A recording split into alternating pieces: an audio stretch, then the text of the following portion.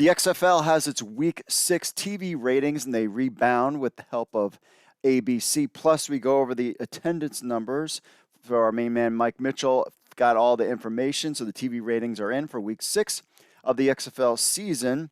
After 4 weeks of games airing exclusively on cable television, the XFL featured 2 games on ABC for the first time since the season's opening weekend.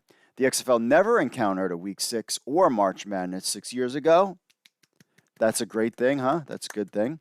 Let's see how the 4 games did. So Saturday afternoon's game between the Orlando Guardians and Seattle Sea Dragons averaged 1,047,000 viewers, the league's highest rating since Week 1. The game was originally scheduled for ESPN, but was bumped to ABC a few weeks back, which is a good thing. Notably, the XFL telecast averaged a higher rating and more viewers than ABC's Saturday night NHL game, which had 922,000 viewers. Also drew nearly 4 times the audience of the MLS Saturday afternoon game on Fox, who is, their competitor, but not really. Saturday evening's XFL telecast, I'm joking, at 7 p.m. on FX, featuring the St. Louis Battlehawks Vegas Vipers. 371,000 viewers. The game was rated 21st out of 150 cable TV shows. The XFL has been the second highest rated program on FX since February. That is a good sign.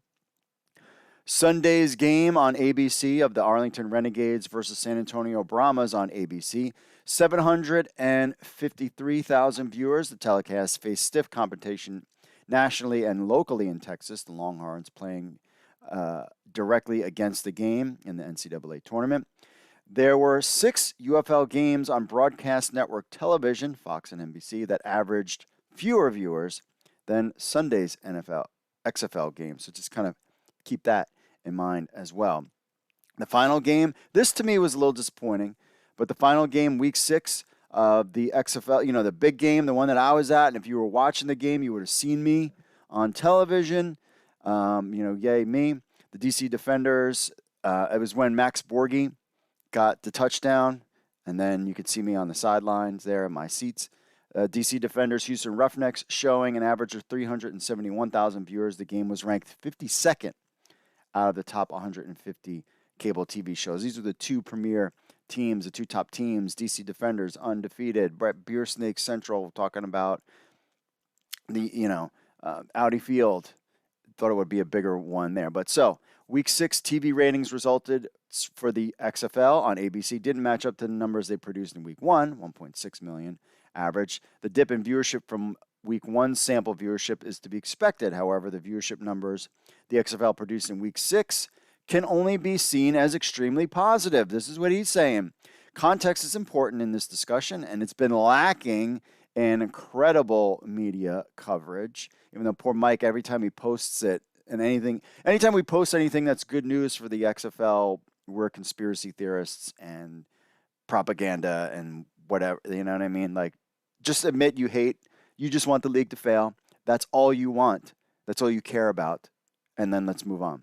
He says there is a significant difference in over-the-air network viewership versus cable.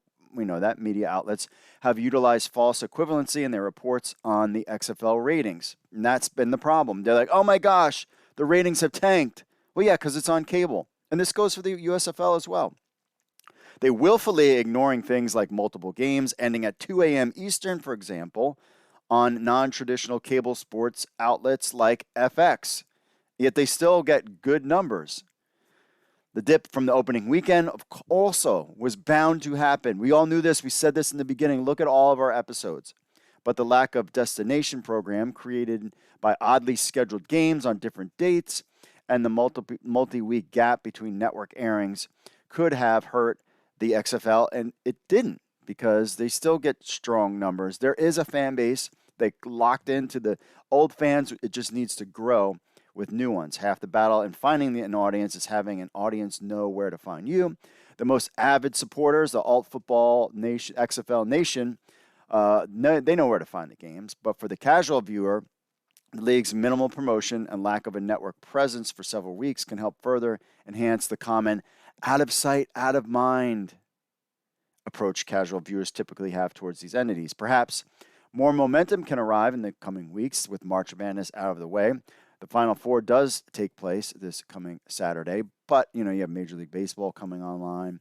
The added playoff importance for XFL games, though, later in the season could help. However, the XFL won't be back on ABC until Week 8. They return to a full slate of cable TV games in Week 7 with a Friday night game on FX and 2 ESPN broadcasts. The league has 4 remaining games on ABC, capping off with the big championship game Saturday, May 13th in prime time. Ultimately, where the league finishes will be a measure of the XFL's success, although the third iteration in name, ultimately, in many ways, it's an upstart encountering the same problems as first-year sports leagues. But XFL's viewership numbers were a W for Week 6, or a W for the XFL. So this week's TV schedule, Seattle Sea Dragons, Arlington Renegades are Friday at 7 p.m. Eastern on FX. San Antonio Brahmas, Vegas Vipers are on Saturday, April 1st at 3 o'clock on ESPN2. DC Defenders, your America's team, at Orlando Guardians. They are Saturday at 6 p.m. Eastern on ESPN. That could do some good numbers. And then really a great game, St. Louis Battlehawks, Houston Roughnecks, Sunday the 2nd at 2 p.m. on ESPN2. Also, we have the attendance numbers for you. So for the first game, Seattle Sea Dragons, Orlando Guardians had 7,832. Not great for Orlando. We're trying to get that. I think 12,000 is kind of like a goal. Cashman Field, except for Cashman Field, is 6,033 for the Battlehawks Vipers. I mean, we've had the discussion about the Vegas Vipers stadium situation and being there, etc. Choctaw Stadium, the Brahmas and Renegades, 12,368. I was hoping to see more. Remember, they were doing like 20,000 back in the 2.0 era. And then finally, Houston Roughnecks, DC Defenders, a Monday Night Football. I thought we were kind of thinking maybe in that 15,000 range with 12,492 on ESPN2.